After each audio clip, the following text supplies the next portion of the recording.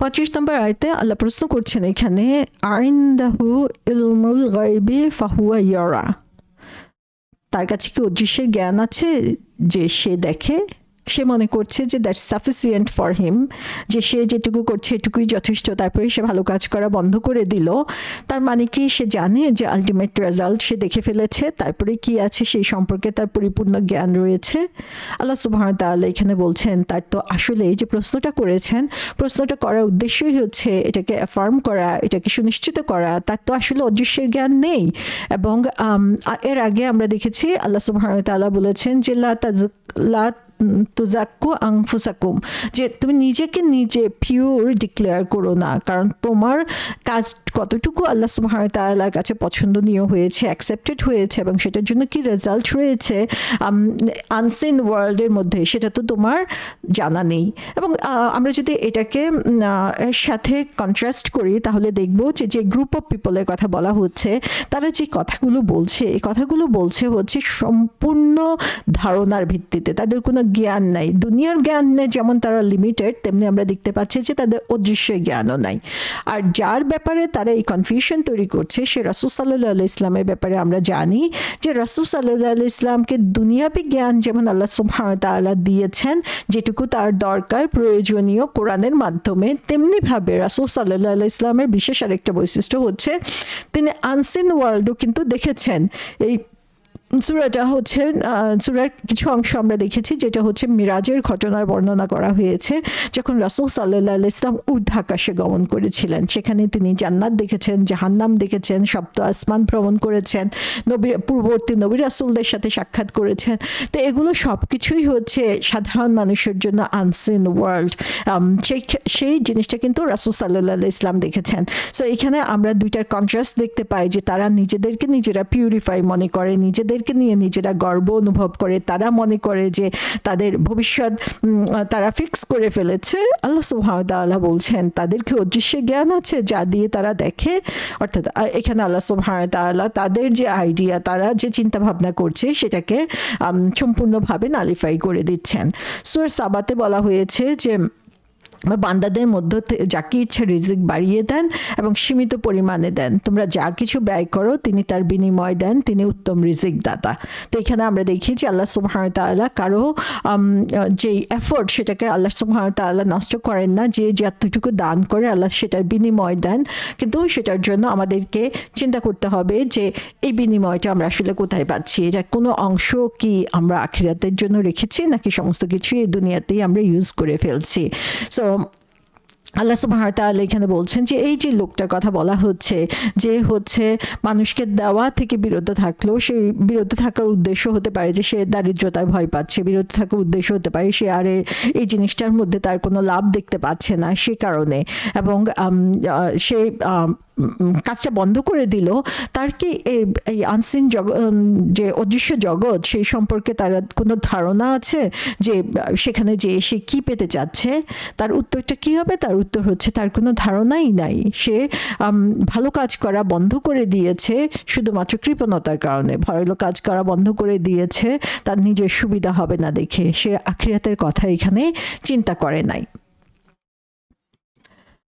রাসূল সাল্লাল্লাহু আলাইহি ইসলাম একটা হাদিসে বলেছেন বিলাল রাদিয়াল্লাহু আনহুকে উদ্দেশ্য করে যে হে বিলাল, খরচ করো এবং আল্লাহ সুবহানাহু ওয়া তাআলার পক্ষ থেকে তুমি কম জীবিকা পাবে, রিজিক পাবে, সেটার ভয় করো না। তার মানে হচ্ছে রিজিক দেওয়ার মালিক হচ্ছেন আল্লাহ সুবহানাহু ওয়া তাআলা।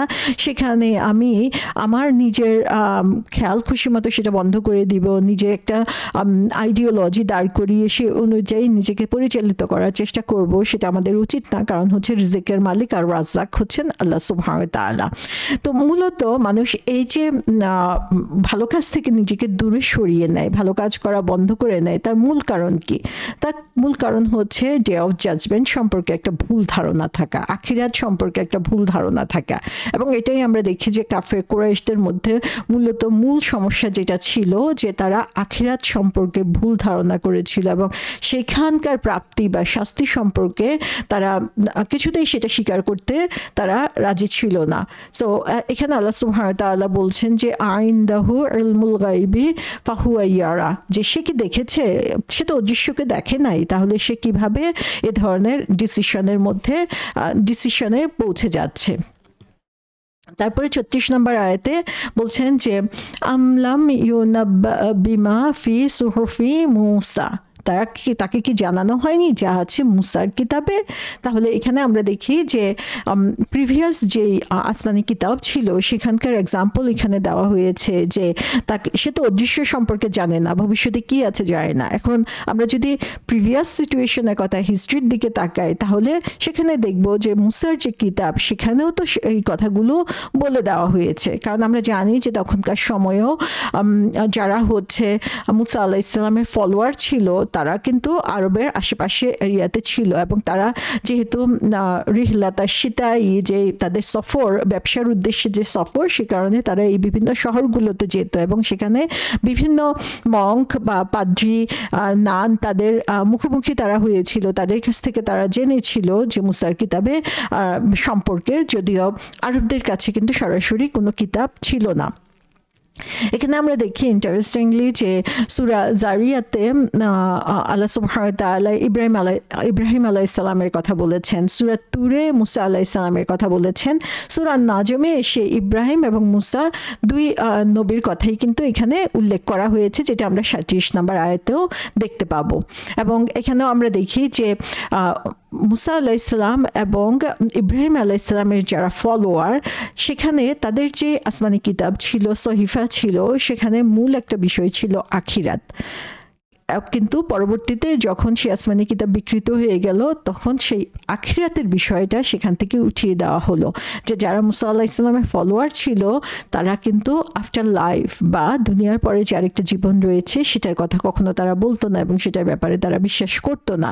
সো যে কারণে হচ্ছে যে সেই শিক্ষাটা তাদের মধ্যে থেকে আস্তে আস্তে লোপ পেয়েছিল। এবং ইহুদিদের ব্যাপারে আমরা জানি যে তারা ধর্মটা নিজেদের মাঝেই এমনভাবে সীমাবদ্ধ করে রেখেছিল যে তারা এই ধর্মীয় শিক্ষাটা অন্যদেরকে দিতে চাইতো না, সেটা তাদের নিজস্ব সম্পত্তি বলে মনে করতো, যে কারণে বাইরের লোক সেটা জানতে পারতো না।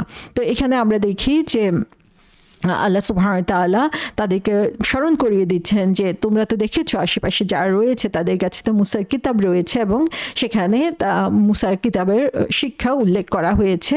এবং এই রেফারেন্স দেওয়ার একটা উদ্দেশ্য হতে পারে যে তারাও আস্তে আস্তে আখিরাতের শিক্ষা ভুলে গিয়েছে, এবং তার কনসিকুয়েন্স হিসেবে আজকে মানুষের এই পরিণামের সম্মুখীন হচ্ছে।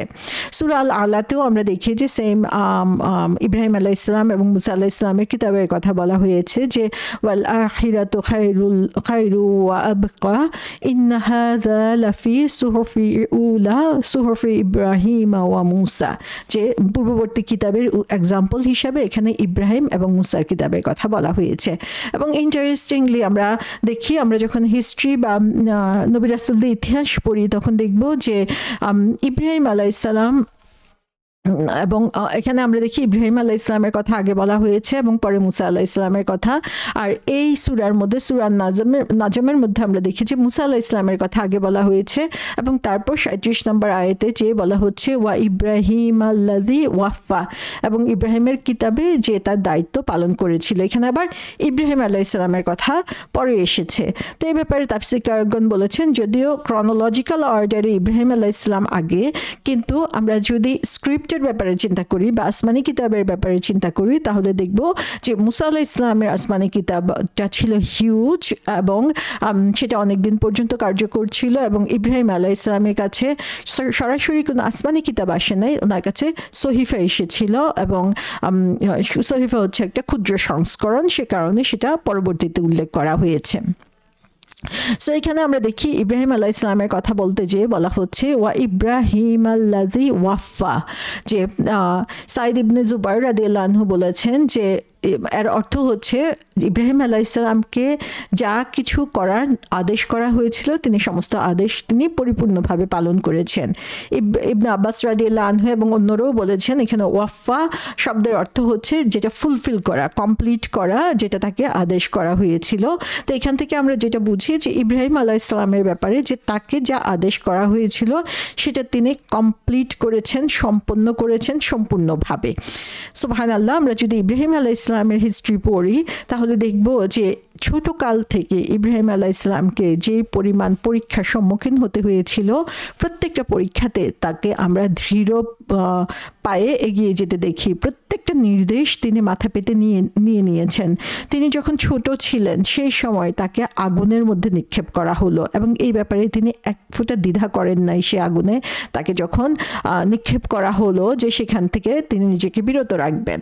তারপরে আমরা দেখি যে ইব্রাহিম আলাইহিস সালাম যখন অত্যন্ত বার্ধক্য অবস্থায়, বার্ধক্য অবস্থা পর্যন্ত তার কোনো সন্তান ছিল না এবং বৃদ্ধা অবস্থায় তিনি একজন সন্তান পেলেন এবং সেই সন্তান তার কাছে কত পছন্দের ছিল, কত ভালোবাসার ছিল, আমরা সেটা বুঝতে পারি যে ইসমাইল আলাইহিস সালামের কথা। সেই ইসমাইল আলাইহিস সালামকে ছোটকালে সেই ভালোবাসার সন্তান, সেই শেষ বয়সে যে সন্তানকে তিনি পেয়েছেন হাতের লাঠি হিসাবে, সেই সন্তান এবং তার মা বিবি হাজারকে রেখে আসলেন জন্ম প্রাণ শূন্য একটা জায়গার মধ্যে আল্লাহ সুবহানাহু ওয়া তাআলার নির্দেশে। সেটাও আমরা দেখি যে কত বড় স্যাক্রিফাইস তাকে করতে হয়েছিল। এবং যখন ইসমাইল আলাইহিস সালাম একটু বড় হলেন তখন আল্লাহ সুবহানাহু ওয়া তাআলার নির্দেশে তাকে স্যাক্রিফাইস করার, কুরবানি করার নির্দেশ আসলো এবং সেই ব্যাপারেও তিনি কোনো দ্বিধা করেননি। তো এরকম আমরা দেখি যে ইব্রাহিম আলাইহিস সালামের জীবনে এত বড় বড় কঠিন পরীক্ষা সব এসেছিল এবং প্রত্যেকটা নির্দেশ তিনি সঠিকভাবে সম্পন্ন করেছেন। সেটাই এখানে বলা হচ্ছে ওয়া ইব্রাহিম আল্লাজি ওয়াফা। তো এখানে আমরা দেখি যে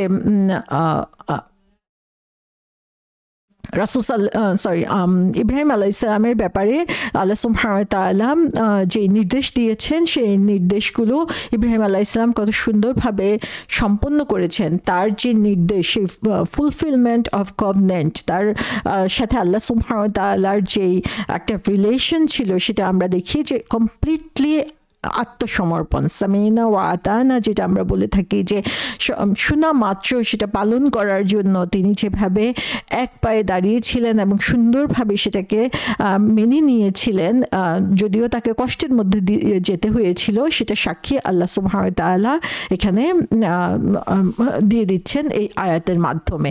সূরা আন-নাহলে বলা হয়েছে, অতঃপর আপনার প্রতি প্রত্যাদেশ প্রেরণ করেছি যে ইব্রাহিমের দ্বীন অনুসরণ করুন, যিনি একনিষ্ঠ ছিলেন এবং শিরককারীদের অন্তর্ভুক্ত ছিলেন না।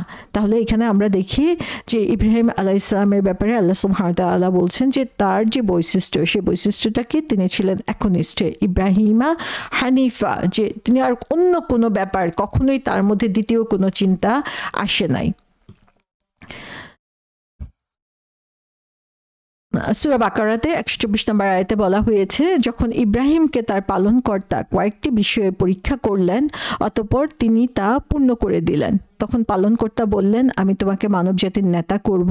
তিনি বললেন, আমার বংশধর থেকেও? তিনি বললেন, আমার অঙ্গীকার অত্যাচারীদের পর্যন্ত পৌঁছাবে না। তো এখানেও আমরা দেখি আল্লাহ সুবহানাহু ওয়া তাআলা স্বীকৃতি দিচ্ছেন যে ইব্রাহিম আলাইহিস সালামকে যে পরীক্ষাগুলো করা হয়েছিল ইব্রাহিম আলাইহিস সালাম সেগুলোকে কমপ্লিট করেছেন। তো সুবহানাল্লাহ, যে এখানে ইব্রাহিম আলাইহিস সালামের যতগুলো পরীক্ষা ছিল প্রত্যেকটাই তিনি কমপ্লিট করেছেন এবং সে কারণেই বলা হচ্ছে ওয়া আফা, যেটা ফুলফিলড, তাকে নির্দেশ দেওয়া মাত্র সেটা তিনি পালন করেছেন। এবং এখান থেকে আমরা দেখি আসলে আল্লাহ সুবহানাহু ওয়া তাআলার পছন্দনীয় বান্দা যারা, তারা এমনি এমনি আল্লাহ সুবহানাহু ওয়া তাআলার পছন্দনীয় হন নাই, তারা তাদের কথা, কাজ, চিন্তা ভাবনা দিয়ে এটাই প্রমাণ করেছেন যে আল্লাহ সুবহানাহু ওয়া তাআলার নির্দেশ তারা কোনো ধরনের প্রশ্ন ছাড়া তারা মেনে নিয়েছেন এবং যে কারণেই তারা হচ্ছেন আল্লাহ সুবহানাহু ওয়া তাআলার পছন্দনীয় বান্দা হতে পেরেছেন।